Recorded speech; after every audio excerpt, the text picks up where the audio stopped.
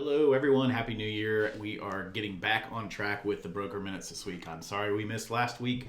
I guess I'll just have to do an extra one for you. Coming to you with a short one today. This has come up a handful of times over the last month, and that is the issue of forbearance.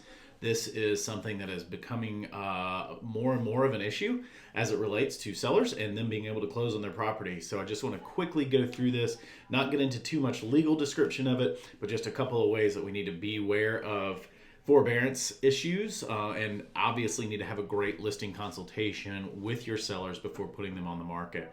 So let's take a look at what this means. So with the forbearance, the first of two places this is coming to issue. Number one is paragraph 4 of the contract. This contract, they agree that the seller will convey marketable title of the property, meaning it will be free of any liens or encumbrances that come on the property. Now, this is a challenge is because a lot of your sellers don't realize that when they've actually signed or gotten a forbearance, they actually do possibly have an additional lien on their property. Regardless, it will be included with the lien on their mortgage.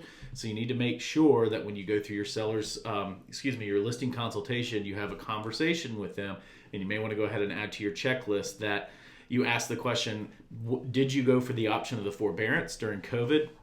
If so, we need to make sure we get an accurate payoff, because what's happening right now is sellers are getting their settlement statement and they're realizing that not only do they have their mortgage payments that they have to pay back, there's also interest on there, and this does not exclude them from being able to close on the property.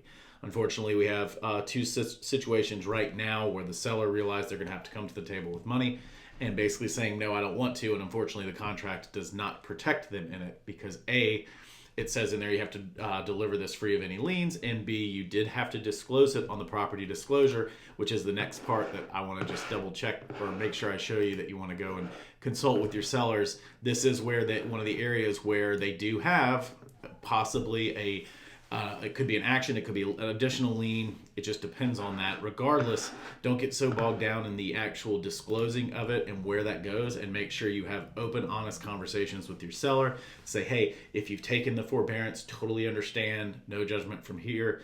However, we do need to make sure that we know what your payoff is, because should you get to the closing table, the seller can't afford to come to closing, they're going to at that point be liable for not disclosing that was an issue.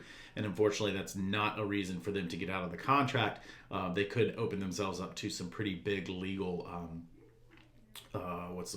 exposure. So again, not too lengthy of a broker minute this week, but just wanted to let you know, bottom line, make sure you're consulting with your sellers before you put on the market. Make sure you ask the question. It's a very simple script, Mr. and Mrs. Seller. Hope this isn't an awkward question, but we do need to ask now. Just want to make sure if you did participate in any sort of forbearance program with your lending institution, we want to make sure that we get that covered when we go through your net sheet. That's it. If you have any questions, don't hesitate to let me know. Have a great week. Happy New Year. And because I didn't get one last week, maybe I'll throw out a bonus one later this week. Take care.